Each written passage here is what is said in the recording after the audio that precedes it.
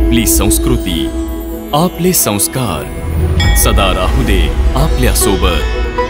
भारताच्या महान ग्रंथांचे आणि काव्यांचे संपूर्ण संकलन सबस्क्राइब करा तिलक। प्रभू, मी माझी अंतर्व्यथा कशी व्यक्त करू? कुंभकर्णासारख्या भावाच्या मृत्यूमुळे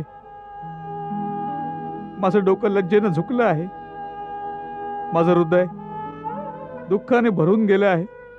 अशी हीन भावना तर कोण्या कर्महीन, कर्तव्यहीन आणि गरिबाबद्दल व्यक्त केली जाते। आपल्याला तर अशा भावाबद्दल गर्व व्हायला हवा, जो आपल्या कर्तव्याचे पालन करताना वीरगतीस प्राप्त झाला। कुंभकर्णासारखा अपूर्व अद्वितीय विराट व्यक्तित्व एकमेव उदाहरण होऊन अमर राहील। न भूतो न भविष्यती। ना कुंभकर्णाच्या आधी कोणी कुंभकर्ण जन्माला होता आणि ना कुंभकर्णाच्या नंतर पृथ्वीवर कोणी कुंभकर्ण जन्माला येईल। असा वीर असूनही त्याने अधर्माची साथ दिली, पापाची साथ केली। हा त्याचाच परिणाम आहे, त्यात आपला काहीही दोष नाही। आपल्या मनाला दुःखमुक्त करा महाराज।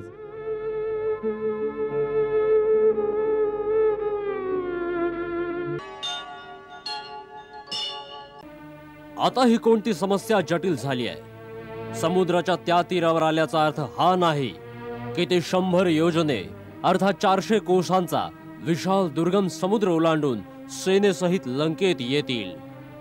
सेनापती या कंपन, कमीत कमी आपण तर अशी गोष्ट तोंडातून काढू नका। आपण स्वतः आपल्या डोळ्यांनी पाहिलंय की रामाचा पराक्रम कसा होता। साऱ्या जनस्थानातून केवळ आपण आणि शूर्पणखाच युद्धभूमीवरून पळून आपला जीव वाचवला होता।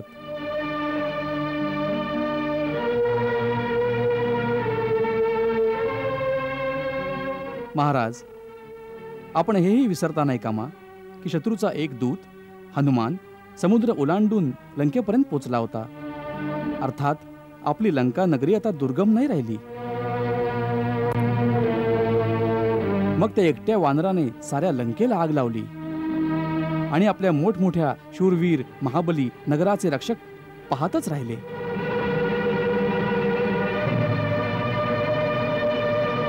याचा अर्थ हा आहे महाराज की आपल्या सुरक्षेची द्वारेही आता अभेद्य नाही राहिली।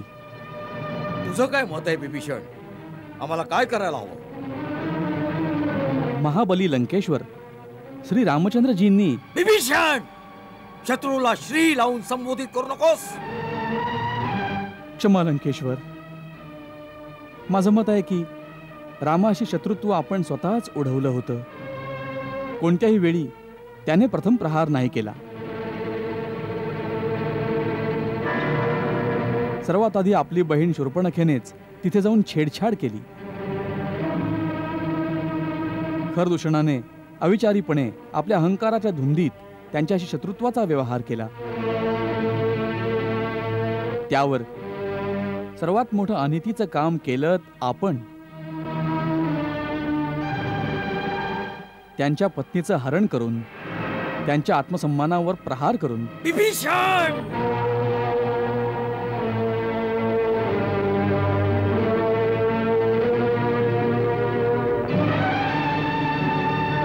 खरं आहे महाराज, आपणच चूक केली आहे आणि आपणच आपली चूक सुधारून देवी सीतेला आदरपूर्वक त्यांच्या पतीकडे पोचवायला हवं।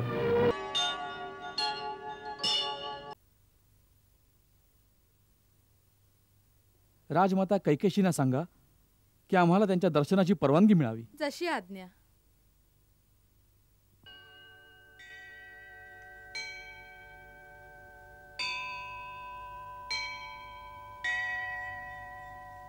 राजमाताजींचा विजय असो। काय? आपले लहान पुत्र विभीषणजींना आपले दर्शन हवे आहे। त्यांना बोलवा।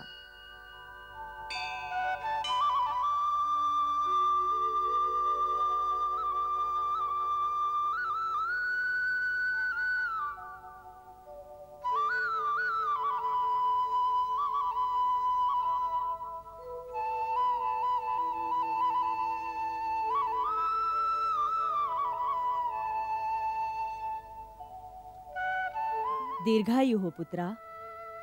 भगवान शंकर तुझं कल्याण करू. आसनावर बस.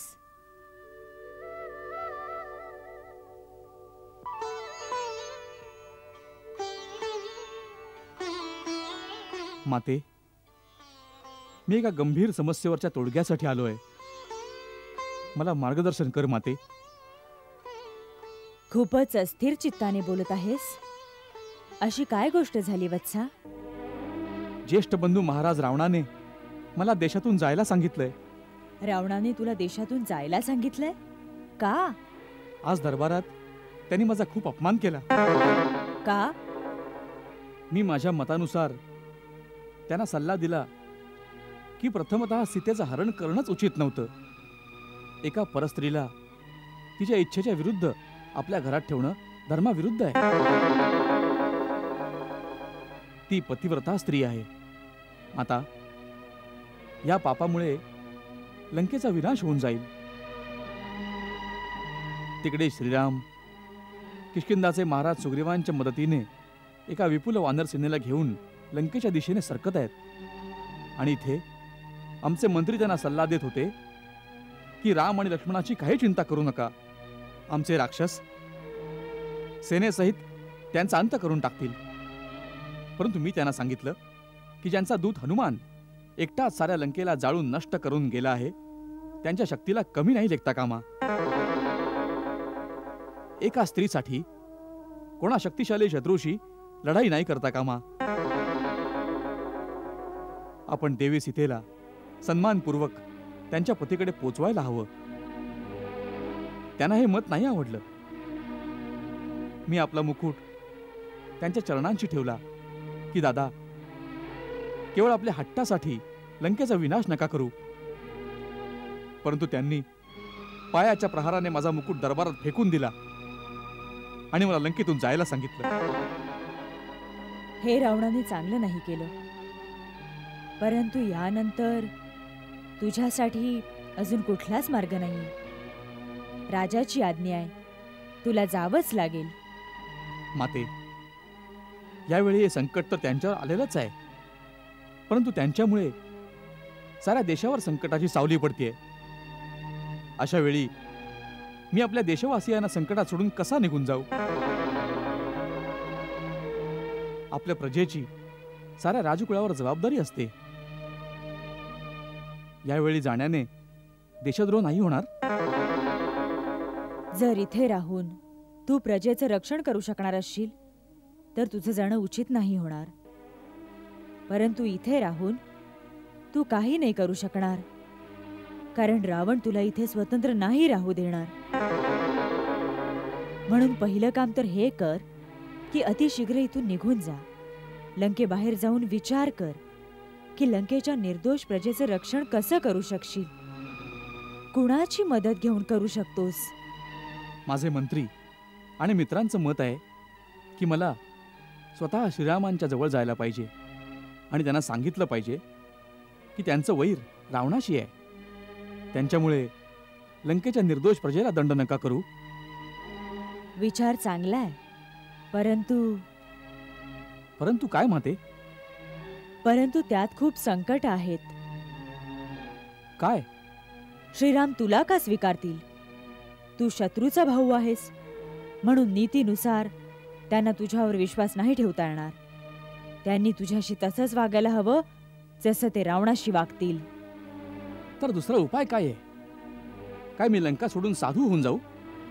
कोणत्या गुहेत जाऊन बसू आणि आपल्या देशाचा नाश होऊन देऊ?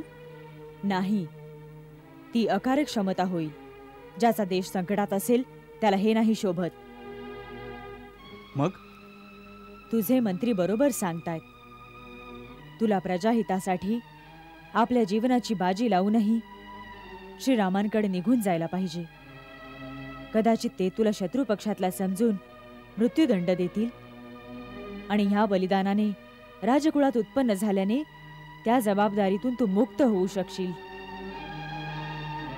जर ते एकदा तुला आपला मानतील तर काहीच भीती नाही, कारण मी ऐकलंय की रघुकुळातील लोक आपल्या वचनाचे पक्के असतात. प्राण देतील पण आपलं वचन खोटं पडू देणार नाहीत.